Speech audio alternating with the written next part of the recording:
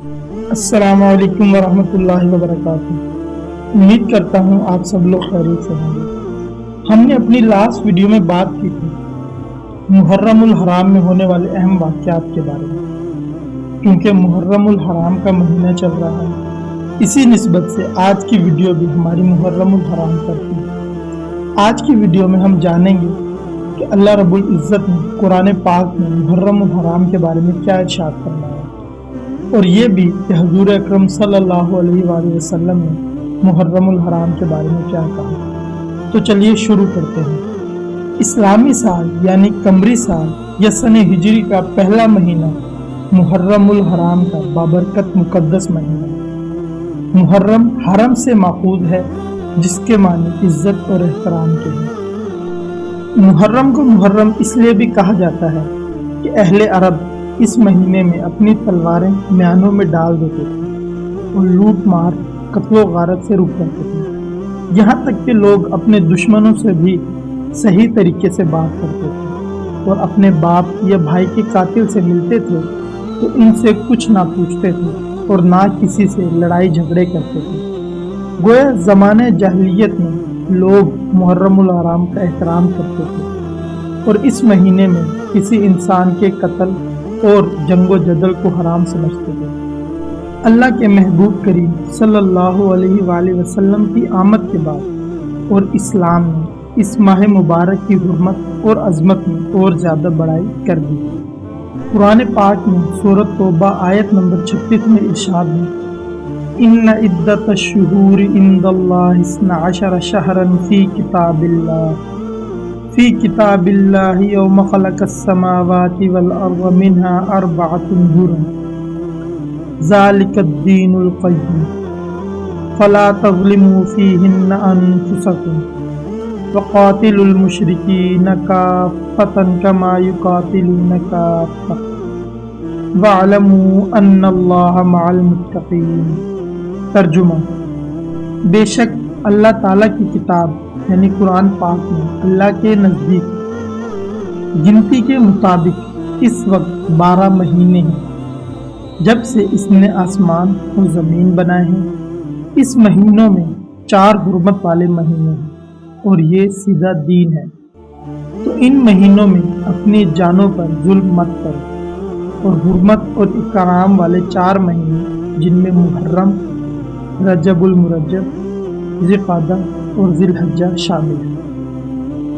ایک بار ایک صحابی نے رسول اللہ صلی اللہ علیہ وآلہ وسلم سے عرض کی کہ یا رسول اللہ صلی اللہ علیہ وآلہ وسلم، فرض نماز کے بعد کون سی نماز افضل ہے، اور رمضان کے فرض روزوں کے بعد کس مہینے کے روزے افضل ہیں؟ سرکار دو عالم صلی اللہ علیہ وآلہ وسلم نے ارشاد فرمایا کہ فرض نماز کے بعد سب سے افضل ترین نماز نماز تہجد ہے، اور رمضان کے فرض روزوں کے بعد سب سے افضل ترین روزے محرم الحرام کے ہیں۔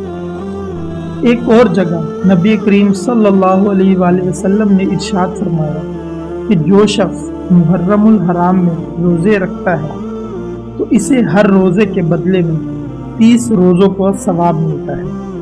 رسول اکرم صلی اللہ علیہ وآلہ وسلم کا ارشاد ہے کہ جو شخص محرم الحرام میں پہلے 10 دن تک مسلسل روزے رکھے گا تو گویا اس نے 10,000 سال اس طرح عبادت کی کہ رات میں قیام کیا اور دن میں روزہ رکھا۔ اس ماہ مقدس کا 10واں دن یوم عاشور کہلاتا ہے۔ عاشور سریانی زبان کا لفظ ہے جس کے معنی جامع برکات کے ہیں، اور یہ یوم عاشورہ ہر سال مسلمانوں کے لیے جامع برکات بن کر آتا ہے، اس لیے عرب اس دن کو عاشور کے نام سے موسوم کرتے ہیں۔ علماء کا کہنا ہے کہ اللہ تعالیٰ نے اسی دن عرش، لوح قلم، جنت، حضرت آدم علیہ السلام، اماں حوا، زمین اور آسمان اور ارواح کو پیدا کیا تھا۔ اسی دن حضرت ابراہیم علیہ السلام کی ولادت ہوئی تھی۔ اسی دن حضرت سلیمان علیہ السلام کو اللہ تعالیٰ نے ملک عظیم عطا فرمایا۔ اسی دن حضرت یونس علیہ السلام مچھلی کے پیٹ سے باہر آئے اور ان کی توبہ قبول ہوئی۔ اسی دن حضرت یعقوب علیہ السلام کی بینائی لٹائی گئی۔ اسی دن حضرت یوسف علیہ السلام کو گہرے کنویں سے نکالا گیا تھا، اور اسی دن حضرت ایوب علیہ السلام کو بیماری سے شفا ملی تھی، اور اسی دن نواسۂ رسول صلی اللہ علیہ وآلہ وسلم جگرہ گوشہ بطول سیدنا حضرت امام حسین رضی اللہ تعالیٰ عنہ اور ان کے گھرانے کی کربلا کے تپتے ہوئے صحرا میں شہادت ہوئی۔ محبوب خدا کے پیارے اہل بیت نے ظلم برداشت کیے، تیے کھائے، مگر ہر قدم پر صبر و استقلال کی عظیم اور جلیل القدر مثال نظر آئی۔ دراصل امام حسین رضی اللہ تعالیٰ عنہ اور آپ کا گھرانہ رہتی دنیا تک حق و شجاعت کی زندہ مثال ہے۔ بعض علماء کا یہ بھی کہنا ہے کہ اللہ نے دنوں کے اعتبار سے جو بزرگیاں امت مسلمہ کو عطا فرمائی ہیں، اس میں یہ 10ویں محرم کا دن بزرگی والا دن ہے، لیکن اکثر علماء کا کہنا یہ بھی ہے چونکہ یہ دن 10 محرم کا ہے اس لیے اسے عاشورہ کہتے ہیں۔ سید المومنین حضرت عائشہ رضی اللہ تعالیٰ عنہ فرماتی ہیں کہ زمانہ جاہلیت میں قریش عاشورہ کا روزہ یعنی 10 محرم کا روزہ رکھتے تھے، اور رسول کریم صلی اللہ علیہ وآلہ وسلم بھی اس دن کا روزہ رکھتے تھے۔ جب آپ نے مدینہ ہجرت فرمائی تو خود بھی اس دن کا روزہ رکھا اور لوگوں کو بھی حکم عطا فرمایا کہ اس دن کا روزہ رکھو۔ لیکن جب ماہ رمضان کے روزے فرض ہوئے تو آپ رسول اکرم صلی اللہ علیہ وآلہ وسلم نے فرمایا کہ جو چاہے عاشورہ کا روزہ رکھے اور جو چاہے نہ رکھے، اس دن کے روزے کی بہت بڑی فضیلت ہے۔ رسول اکرم صلی اللہ علیہ وآلہ وسلم نے ارشاد فرمایا کہ اگر مومن زمین بھر سونا خرچ کرے تو بھی وہ عاشورہ کی فضیلت کو نہیں پا سکتا۔ اس دن مومنوں کے لیے جنت کے 8 دروازے کھول دیے جاتے ہیں تاکہ وہ جس دروازے سے چاہیں جنت میں داخل ہو سکیں۔